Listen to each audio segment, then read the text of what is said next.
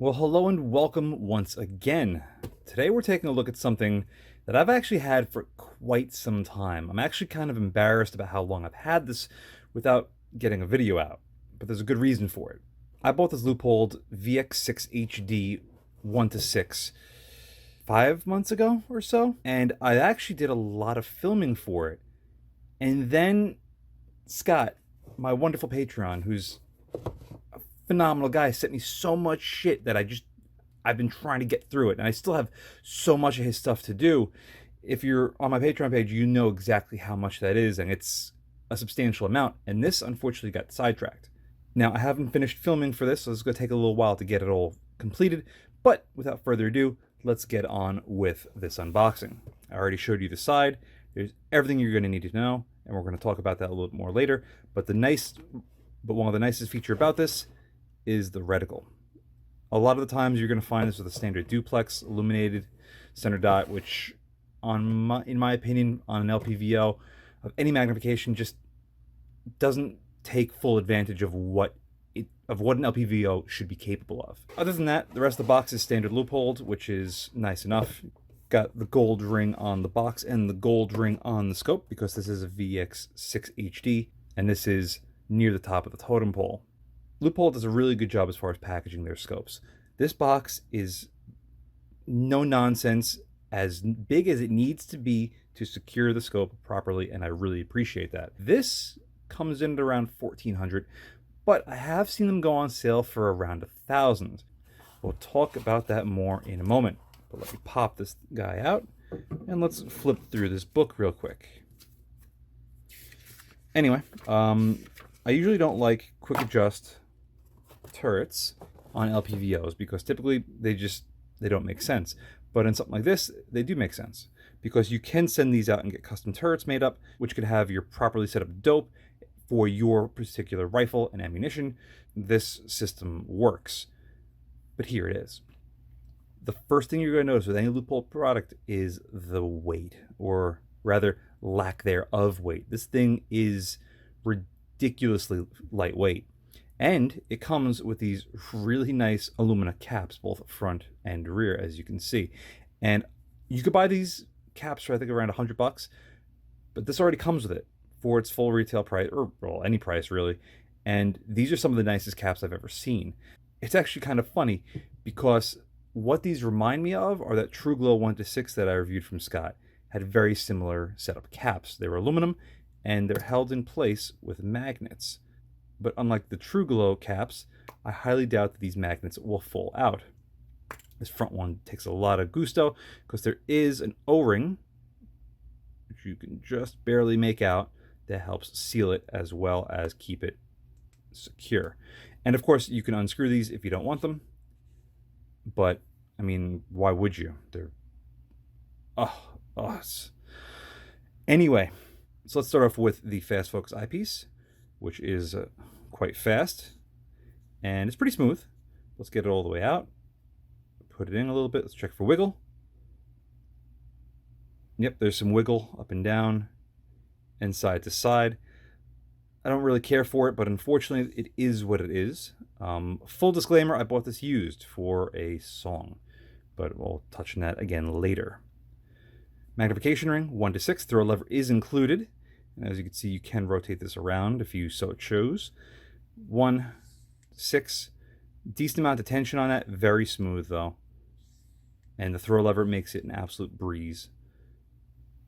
12 o'clock and just shy of 6 o'clock, so a little bit less than 180 degrees rotation, which is pretty uncommon for most LEUPOLDs. A lot of the time they're short throw, which I prefer. It's still under 180, so it's a little bit better than the average. But again, it feels so good, and this throw lever makes turning it a breeze. If I have a criticism that I've learned to not really like, it is their push button illumination. It works, but I don't often care for it.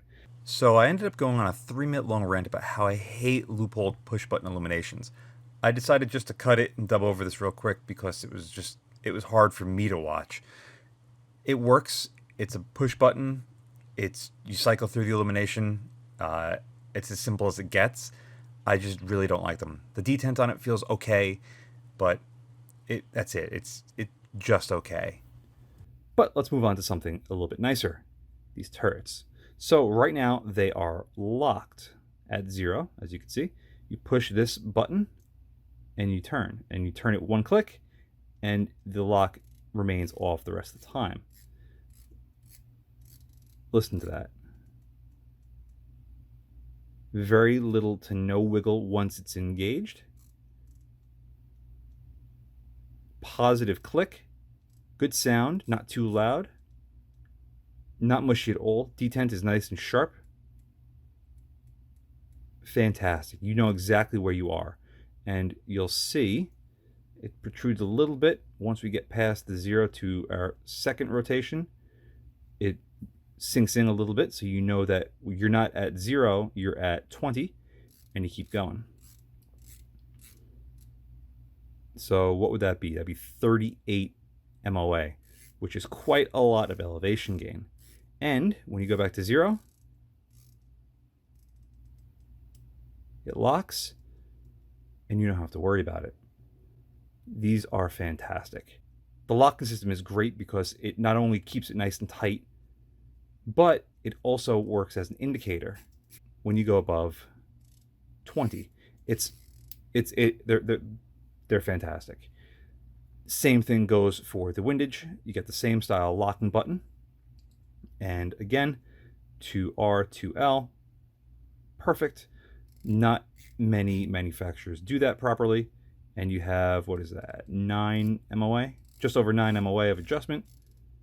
And again, oh, I had my finger over it, so it didn't lock. But again, it'll lock in place when you get to 0. And just over 9 MOA of adjustment. Fantastic.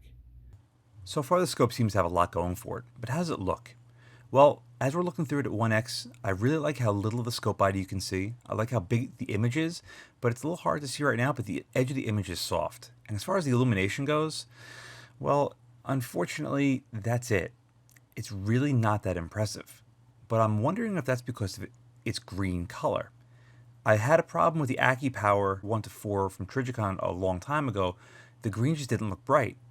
But I'm reviewing an AccuPower 1:8 right now. It's red, and it seems to be significantly brighter than its 1:4 green counterpart. Nevertheless, as we zoom into the scope's maximum magnification of 6x, even at this 30-yard power pole, you can still see it's got a fairly good image. The same can be said here at 400 yards on that steel door. The image looks pretty damn good. But that's going to be it for this unboxing video. I've had this scope for a really long time. I've been able to put a lot of thought into it and play around with it a lot, and it certainly has its strengths and weaknesses. But is it strong enough to justify the price? Well, we'll find that out together very soon. Thank you very much for watching. See you again next time. And a very huge thank you to all of my Patreon providers. Without you, this wouldn't be possible. If you'd like to help support the channel but don't want to join my Patreon, I completely understand. But you can still help support by using my affiliate links in the description below. Thanks again for watching.